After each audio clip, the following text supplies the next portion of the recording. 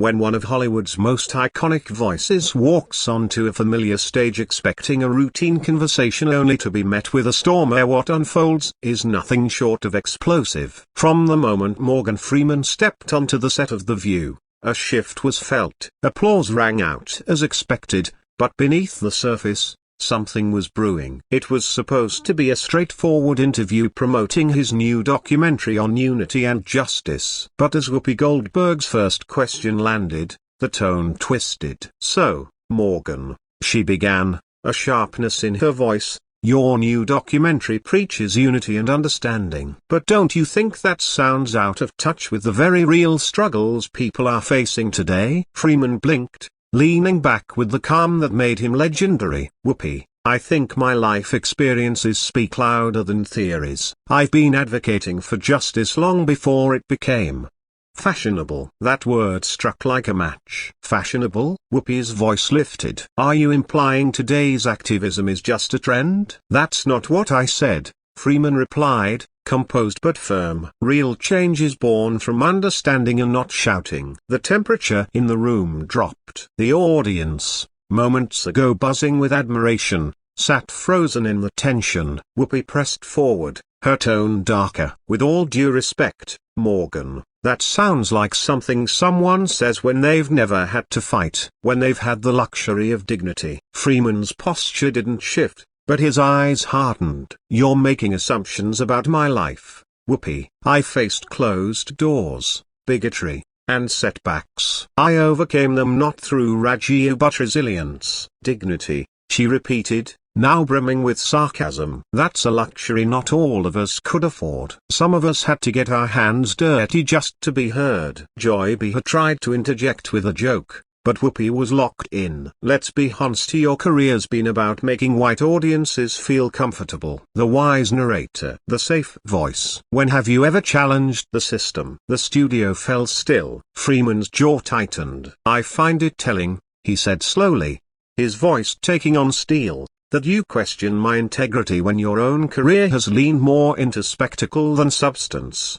"Excuse me?" Whoopi snapped. "I've broken barriers you've never had to think about." "I respect that," Freeman said. "But awards don't entitle you to tear down those who've walked a different path." "And your path," Whoopi hissed. "Documentaries and soft interviews from your ivory tower." "When was the last time you risked something real?" Freeman's eyes didn't leave hers. "This conversation says more about you than it does about me. You're so invested in outrage, you've lost sight of the progress." "Victim?" Whoopi echoed, now standing. "I'm not a victim. I'm a fighter." "But you've spent your career playing it safe." "I've spent my career playing it smart," Freeman replied evenly. "Strategic. Building a legacy that creates access for others and not division." Whoopi stepped forward. "You call what I do division?" "I call it destruction," Freeman answered. What followed was an exchange that blurred the line between conversation and confrontation, accusations of hypocrisy,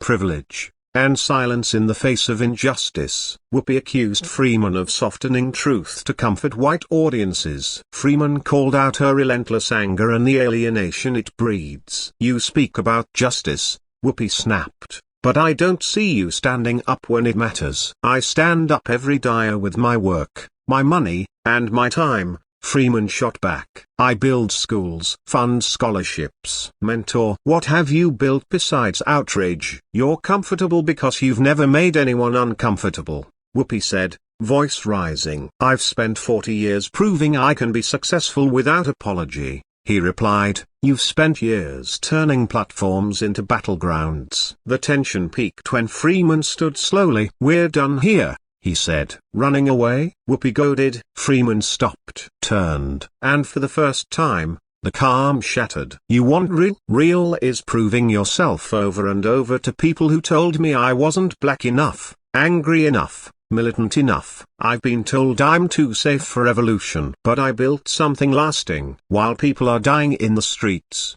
Whoopi said, "you protect your image." "Don't you dare," Freeman barked. "Don't question my commitment. I fought quietly while others screamed loudly." "That doesn't make my work less valuable, it makes it sustainable." "You think your calm tone makes you better than me?" Whoopi demanded. "No," Freeman said, voice cold as winter. I think it makes me effective. What came next was silence here, devastating and complete. No applause, no commentary, just the raw sound of two legacies colliding. Then Whoopi laughed. It was bitter, sharp. You sit there and judge me for being emotional, a human, for being angry about things worth being angry about. You think I haven't felt anger? Freeman asked. I just learned that screaming doesn't move mountains. Building does. You've been building comfort, Whoopi accused. I've been building challenge. And what has it achieved? Freeman asked, voice quiet now, pained. You've made enemies out of potential allies. You've hardened hearts. You've burned bridges. She stepped closer. You don't know what I've done. You're right, Freeman said. I only know what you show. And today, what you've shown is anger, not vision, rage, not leadership. As Whoopi tried to respond, Freeman looked around, then back at her. I believe in change. You believe in conflict. And with that, he walked out.